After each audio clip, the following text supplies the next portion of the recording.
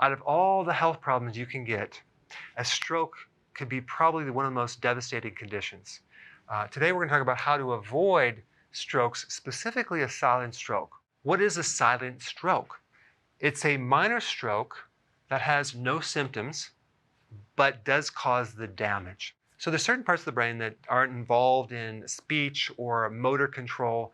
And so if you have a stroke in those areas, you're not going to notice the normal paralysis on one side or the slurred speech. You may notice a little bit of loss of memory, but no major symptoms.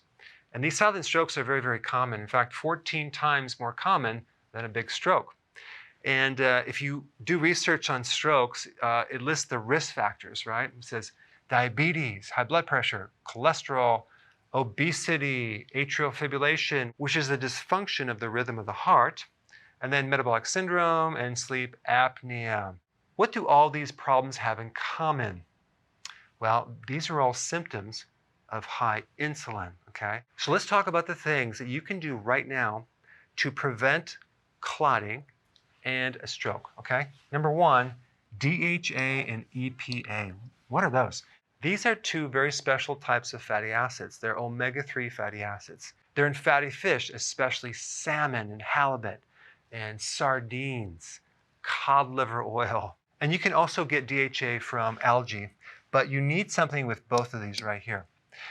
The interesting thing about these healthy fats is that your brain thrives on them. They're involved in certain genes that not only build the structure of the brain, but the function of the brain and the repair of brain damage. They're anti-inflammatory as well. So this is very, very important in preventing or avoiding strokes. Number two, garlic. There's a certain phytonutrient in garlic that the drug companies right now are trying to isolate to use as an anti-clotting drug. Well, why not just consume garlic? It's a great blood thinner without any side effects. Now, there are certain medications that people are taking that are anti-clotting, like Coumadin, for example, which block vitamin K, but there's not only side effects, but it really restricts your eating because you can't consume leafy greens anymore. You have to consume foods very low in vitamin K. And if you're on Coumadin, I put a link down below of what diet you should be on and what vegetables you can consume. Exercise, vital to increase circulation, not just in your brain, but in the heart as well. Now, there's also this thing called exogenous ketones. I don't recommend exogenous ketones for the average person because you yourself can make your own ketones, okay? But there's two situations in which I would recommend exogenous ketones. And I'm talking about ketone salts.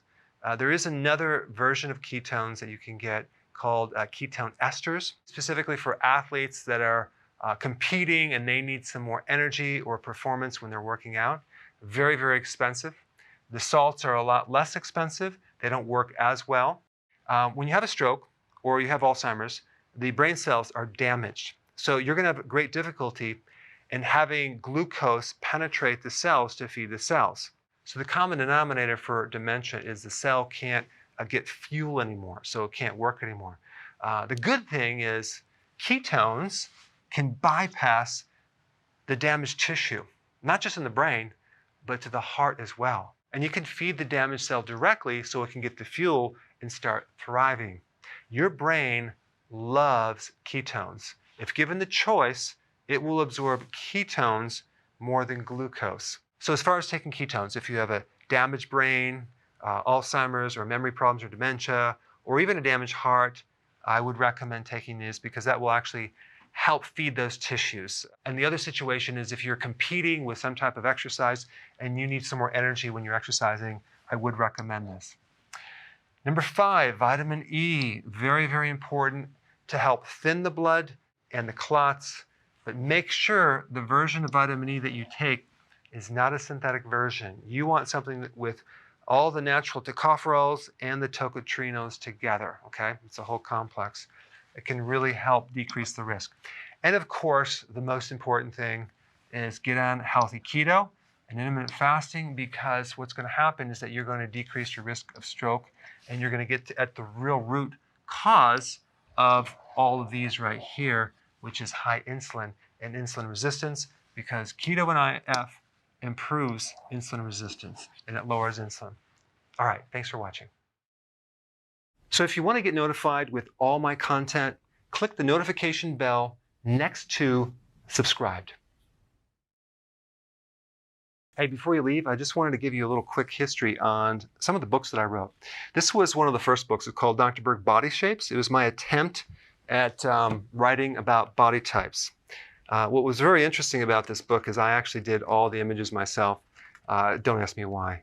They look actually not quite as professional as some of the images that I have in the new book. But anyway, this is my first attempt right here called Dr. Berg's Body Shape Diets.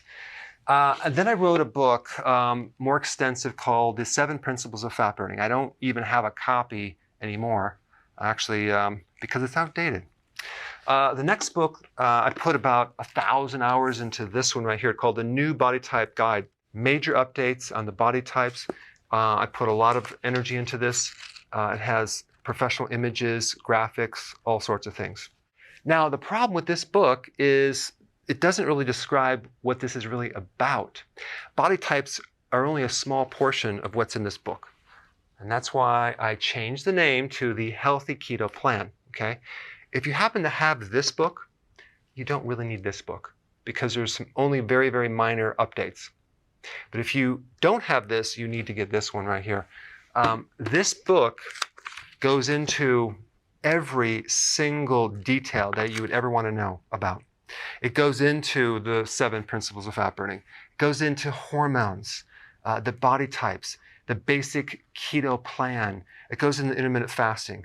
I talk about the 10 fat burning triggers and blockers and fat burning strategies with a lot of details in every single chapter. I go into body issues that interfere with losing weight. There's very few people that just have a weight problem. They have a lot of body issues, whether it's sleeping problems, stress problems, inflammation, menopause. I cover that extensively in this book. Then I talk about how to get rid of stress, and I show you a technique. Then I get into exercising. And then I have a lot of really good recipes in this book as well. So this is a good reference guide. On my website, if you get this book, you get this one free. It's called Healthy Keto and Intermittent Fasting. This is the shortcut, quick guide to this book. And the reason I created this book is to have you, within 45 minutes, learn how to do keto, okay, in intermittent fasting, exactly what you need to do.